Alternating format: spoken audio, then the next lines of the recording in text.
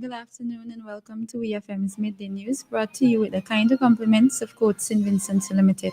Switch to a Quartz Ready Cash loan today. Bring your loan to us and get 25% off your interest rate. No collateral. Minimum documentation needed. Approval within 24 hours. And choice of payment terms. All you need to apply is your ID, payslip, recent job letter, proof of address, and 2 references. Visit us in store or apply online at www.quartz.com. Quartz Ready Cash. Ready when you are. Normal criteria and special conditions apply. Welcome back to EFM's Midday News, brought to you with the kind compliments of Court St. Vincent Limited. First, on the local scene, Ken Bartholomew, CEO of Braxa, said work on the Mary Hutchinson Primary School in Union Island is scheduled to be completed in time for the new school term in September. The school was completely destroyed following the passage of Hurricane Beryl in 2024. Following a recent visit, Bartholomew noted that a lot of work has been done. The main sections of the building are completed, with final touches to be done, which includes the painting and the connection of permanent electricity. He also said that they are satisfied with the progress. Bartholomew further noted that the only work which will not be completed by September will be the fencing of the facility. In addition to works done on the school, a pan room was constructed. The National Emergency Management Organization, NEMO, continues to play an integral role in the recovery and rebuilding efforts of the country. Director of NEMO, Michelle Forbes, said that the organization is ensuring that no one is left behind when it comes to recovery and rebuilding. Forbes said the process is multifaceted and NEMO is working with different sectors. NEMO has been on the ground in communities across the nation to ensure that recovery efforts are inclusive, community-driven, and responsive to the needs of people.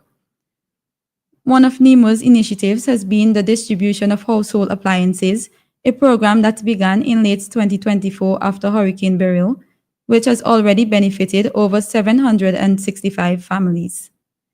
The director said that the organization has been able to provide appliances such as refrigerators, stoves, and washing machines to families across the country.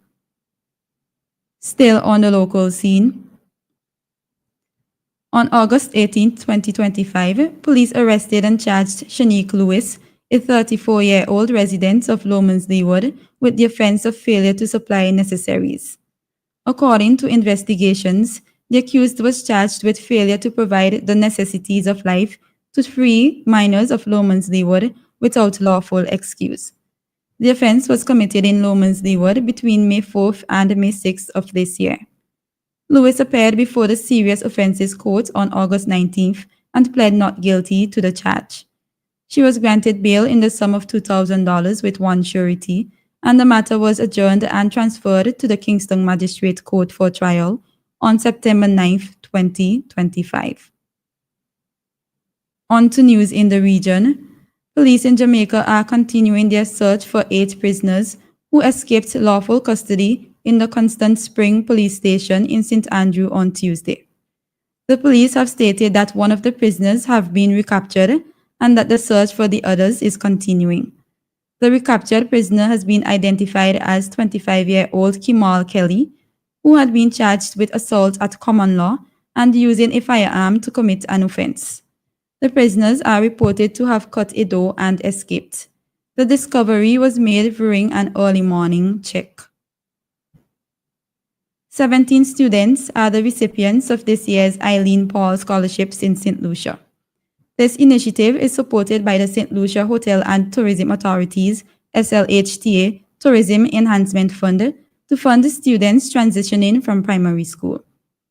The program, launched in 2021, supports the children of midline tourism workers who make up the backbone of the island's hospitality industry. The awards take into account both academic performance and the family financial circumstances. Recipients must maintain at least a 70% grade average to remain in the program.